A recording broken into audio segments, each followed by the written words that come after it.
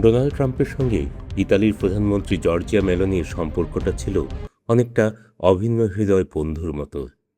Trump তো মেলোনির প্রশংসা করতে গিয়ে কখনো তাকে অসাধারণ বলেছেন, কখনো বা দুর্দান্ত এক নেতা।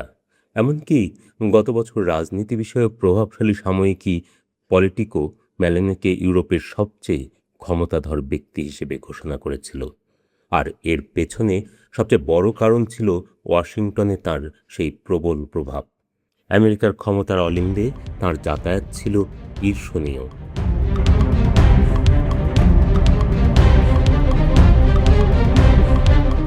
কিন্তু গত কয়েকদিনে দৃশ্যপট বদলে গেছে সম্পূর্ণ। সম্পর্কে সেই উষ্ণ বাতাবরণ মুহূর্তেই পরিণত হয় জমাট বরফে। মেলোনি একজন কট্টর ক্যাথলিক। সম্প্রতি পোপের বিরুদ্ধে ট্রাম্পের করা কিছু মন্তব্যকে তিনি অগ্রহণযোগ্য বলে আখ্যা দিয়েছেন। ব্যাস, এতেই জ্বলে উঠেছেন ট্রাম্প।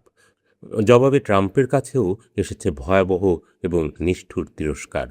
সর্বশেষ 2026 বিশ্বকাপ ফুটবলে ইরানকে সরিয়ে ইতালিকে অন্তর্ভুক্ত করার জন্য ট্রাম্পের দূতের দুতিয়ালির প্রস্তাবও কঠোরভাবে প্রত্যাখ্যান করেছে ইতালি।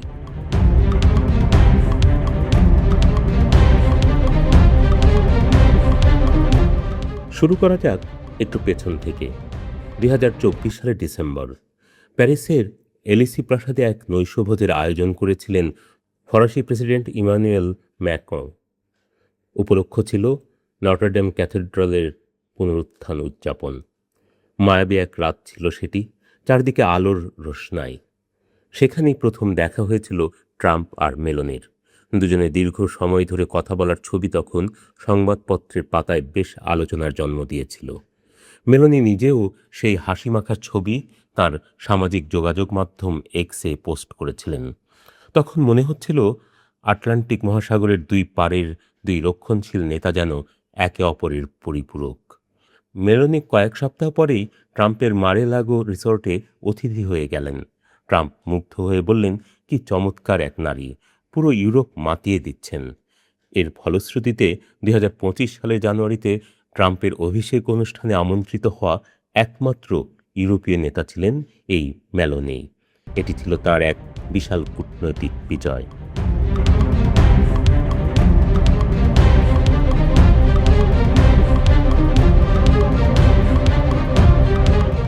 মেলোনি শুধু ট্রাম্পেরই কাছের মানুষ ছিলেন না, তার প্রশাসনের অন্যান্য গুরুত্বপূর্ণ ব্যক্তিদের সাথেও তাঁর ছিল বেশ ঘনিষ্ঠতা। বিশেষ করে ট্রাম্পের এক সময়ের ডান হাত ইলন মাস্কের সাথে তার সখ্যতা এতটাই ডালপালা মেলেছিল যে মাস্ককে প্রকাশ্যে বলতে হয়েছিল তাদের প্রেমের সম্পর্ক নেই। মাস্ক মেলানিকে নিয়ে বলেছিলেন, এই নারী বাইরের চেয়ে ভেতর থেকে অনেক বেশি সুন্দর। এটি ছিল 2024 সালের শেষের দিকের ঘটনা। আবার মার্কিন ভাইস প্রেসিডেন্ট জেডি ভান্স যখন মিউনিখ নিরাপত্তা সম্মেলনে ইউরোপের সমালোচনা করেছিলেন, তখন হাতে গোনা যে কয়েকজন নেতা তার পক্ষ নিয়েছিলেন, মেলোনি ছিলেন তাঁদের মধ্যে অন্যতম। মেলোনির মতে ভান্স আসলে অনেক গভীরে থাকা সত্যগুলোই তুলে ধরেছিলেন: পরিচয়, গণতন্ত্র আর কথা বলার স্বাধীনতা। মেলোনি সগর্বে বলেছিলেন যে ইউরোপের কৌশলগত স্বাধীনতা যখন ক্ষুণ্ণ হচ্ছিল, কিংবা গণ অবৈধ অভিবাসনের ফলে যখন আমাদের জীবনযাপন হুমকির মুখে পড়ছিল, যারা আজ সোচ্চার হচ্ছেন তারা কেন চুপ ছিলেন। তাঁর সেই বক্তৃতায় তিনি আরও বলেছিলেন যে আমেরিকার উদারপন্থী বামপন্থা যেন কোনোভাবেই ইউরোপে আমদানি না করা হয়।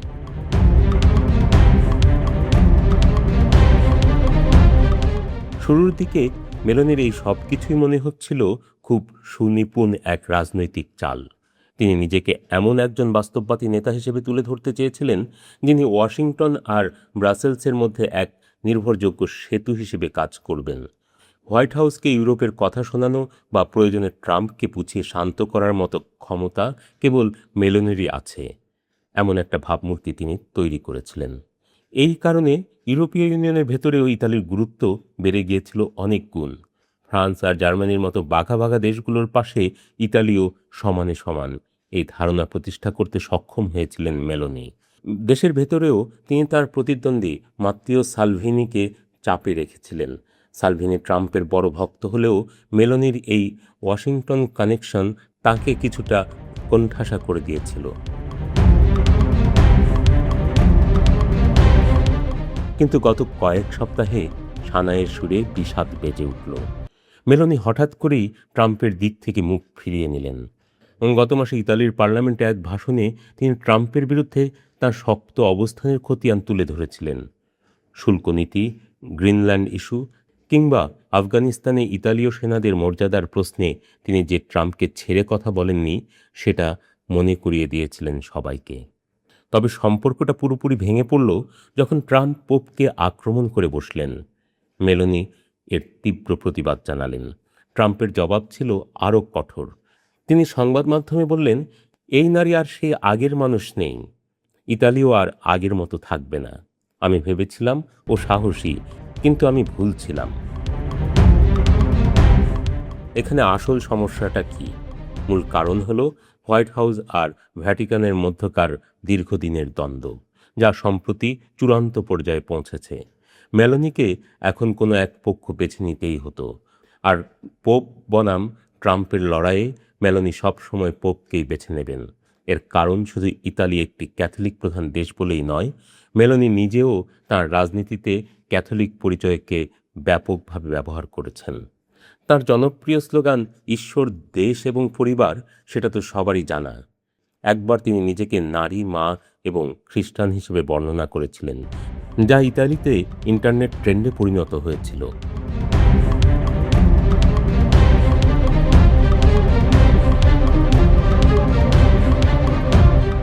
তবে এই দ্বন্দ্বের পেছনে শুধু পোপ ইস্যু নয়, আরও কিছু কাঠামোগত কারণ আছে। প্রথমটি হলো ইরানে চলমান যুদ্ধ। ইউরোপের বেশিরভাগ দেশই এই যুদ্ধের বিপক্ষে, কিন্তু ইতালির জন্য এর ফলাফল মারাত্মক। ইতালি তার জ্বালানির জন্য আমদানির উপর নির্ভরশীল। কাতারের সাথে তাদের দীর্ঘমেয়াদী গ্যাস চুক্তি ছিল, যা এখন যুদ্ধের কারণে হুমকির মুখে। তার উপর ভূমধ্যসাগরের তীরে অবস্থিত হওয়ার কারণে যে কোনো শরণার্থী সংকটের সরাসরি প্রভাব পড়বে ইতালিতে। মেলোনি পার্লামেন্টে খুব স্পষ্ট করে বলেছিলেন যে এই যুদ্ধ এমন এক সামরিক অভিযান যা ইতালি সমর্থন করে না। ইসরায়েলের সাথে দীর্ঘদিনের প্রতিরক্ষা চুক্তি স্থগিত করাও তার সেই অবস্থানেরই বহিঃপ্রকাশ। দ্বিতীয়ত, ট্রাম্পের সাথে অতি মাখামাখি এখন মেলোনির জন্য রাজনৈতিক আশীর্বাদের চেয়ে বড় ঝুঁকি হয়ে দাঁড়িয়েছে। এত সখ্যতা আসলে কোনো কাজে আসেনি। ইউরোপীয় ইউনিয়নের ওপর যে শুল্ক বসানো হয়েছে, ইতালি তা থেকে রেহাই পায়নি। মেলোনি আমেরিকার পররাষ্ট্রনীতিতেও কোনো বড় পরিবর্তন আনতে পারেননি। সবশেষে ইতালিতে ট্রাম্পের জনপ্রিয়তা এখন পড়তির দিকে। ইউরোপের মাটিতে ট্রাম্পের ভাবমূর্তি এখন এতটাই নেতিবাচক যে তার সাথে সম্পর্ক রাখা মানেই নিজের রাজনৈতিক ভবিষ্যৎকে অন্ধকারের দিকে ঠেলে দেওয়া। দিনের শেষে রাজনীতির কঠিন খেলায় কেউ চিরস্থায়ী বন্ধু থাকে না। মেলোনির মতো দাপুটে নেত্রীও এখন নতুন করে তার চালগুলো সাজাতে বাধ্য হচ্ছেন। ওয়াশিংটনের সেই জৌলুস এখন ফিকে হয়ে আসছে, আর ইউরোপ নিজের পথ নিজেই খুঁজে নিচ্ছে।